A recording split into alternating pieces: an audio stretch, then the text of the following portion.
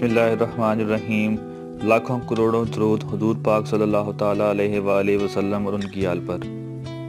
سوال: بعض لوگ میت کے پیٹ پر شیشہ رکھ دیتے ہیں تاکہ اس کا پیٹ نہ پھولے، اور میت کی چارپائی کے نیچے پلیٹ میں آٹا رکھتے ہیں، کیا ایسا کرنا جائز ہے؟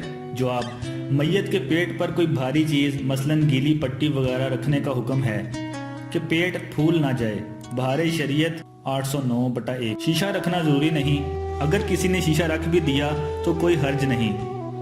میت کی چارپائی کے نیچے پلیٹ میں آٹا رکھتے ہیں، یہ میں نے پہلی بار سنا ہے کہ کس لیے رکھتے ہیں، اللہ بہتر جانتا ہے۔